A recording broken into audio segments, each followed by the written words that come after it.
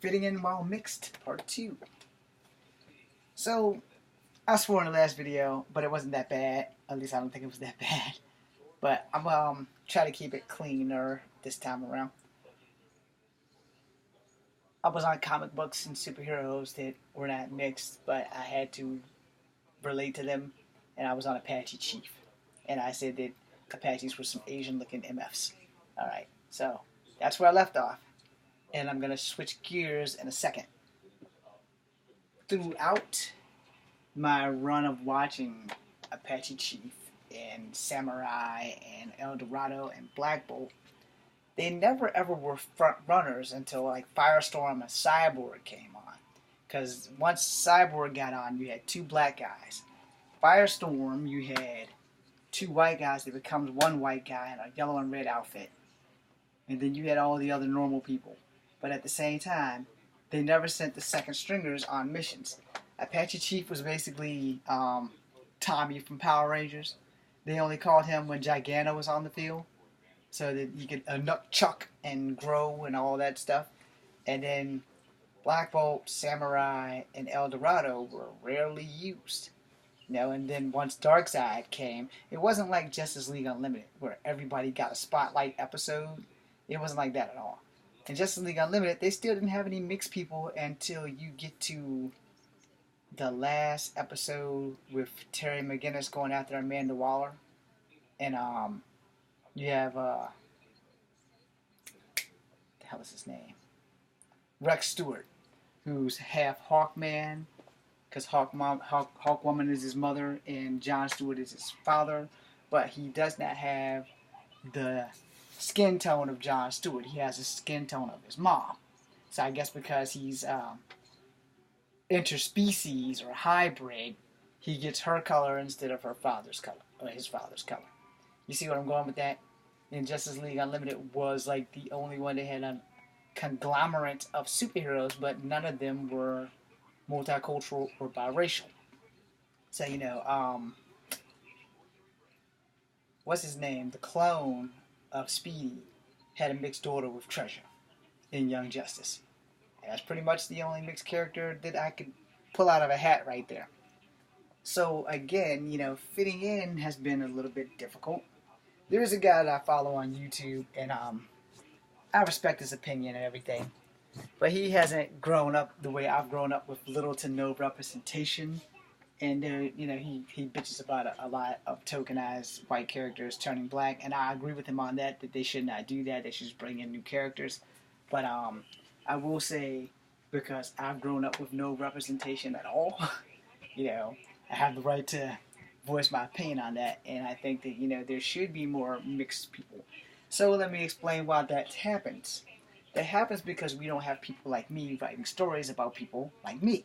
It's just that simple. So when I started making movies, it was so that people who were like me, The Rock, and Tiger Woods could have heroes for the kids that we're having that's growing up that's mixed, And that way they'll be like, okay, so we got this superhero who has a black dad and a white mom. That's cool. We got this superhero that has a Native American father and a black mom. That's cool. We got this superhero that has a Chinese mom and a black dad, or a Chinese dad and a black mom, or a Chinese dad and a white mom.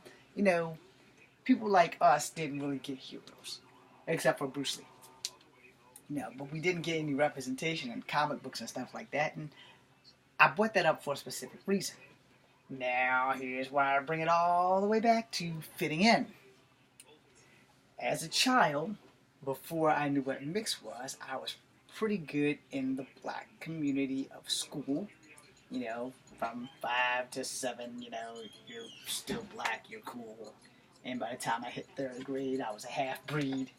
By the time I hit 5th grade, I was a multicultural mutt. And as proud as I am of my Native American, black, and white heritage, it has also been a big defect in my life. Because I have gone places, and I'm going to bring you back to college now.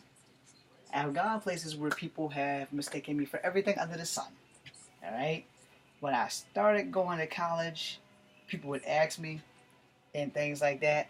And I gotta take this. Yo, brother, let me call you back. I'm filming. That's right. Alright, cool beans. Anyway, so I can hurry this up. Um, I went through a lot of changes with that. Um, as I got older, once I got to college, it was, I don't want to offend you, but what do you mix with? And I'd be like, how do you know I'm mixed? Oh, I can tell. And I've had some adventures with people who can tell I was mixed, and then they would guess and they would be wrong. And I'd have a little fun with it, Then I have to tell them the truth. It's like, well, actually, I'm not that, but I am this. So in college, I had to learn Spanish because the Japanese class was canceled, which I much rather have went to the Japanese class. So damn you other 7 people that didn't want to kind of learn Japanese, which forced me to go learn Spanish, which I didn't learn very well. This is what I learned. No habla español muy bien. I don't speak Spanish very well. Okay, so that running joke carried on. I'm in class, and the teacher, she's from Spain. She's not Mexican. She's from Spain. She's straight white, pale, lighter than this paper, and she's from Spain. And I'm in the class for almost 2 months, and my grades are like non-existent. That's how bad I was sucking. And she would look at me, and one day in class, out of the blue, I don't know what the hell she was thinking. I guess this was the moment where being politically correct really didn't mean shit. So she comes out of her mouth, and she goes, James, I don't understand how you can't speak Spanish. You're a Mexican. And I almost died. And I came back at her correctly. And I told her, I said, first off, ma'am, that was very disrespectful. Second off, you need some culture. I am not a Mexican. My ancestry is Cherokee Indian, black and white. We don't speak Spanish in my house because we're not from Mexico. And he's like, you're not Mexican? I said, how long have you been in America? I've been in America for like 10 years. I said, well, you obviously haven't gotten around America far enough, have you? I said, first and foremost, I'm not Mexican. I may look Mexican, even Mexicans think I'm Mexican, but I'm not Mexican. And I don't appreciate you thinking that I was Mexican. That was very offensive. That's like me telling you you're from Ireland when you're Spanish because you have red hair. I don't know any Spanish women from Spain that has red hair, but I would never out you like that because that's just fucking respectful. Sorry, I swore again. And she apologized, and then I accepted it, and then she said, the answers are in the back of the book. You should probably cheat. And I said, ma'am, I can't learn if I cheat. She said, then you probably really should drop this class because you've been in here for like a month and some change, and all you have is F's across the board. You're failing your test. You can't speak the language. I said, no kidding. That's why I'm in the class, to learn the language.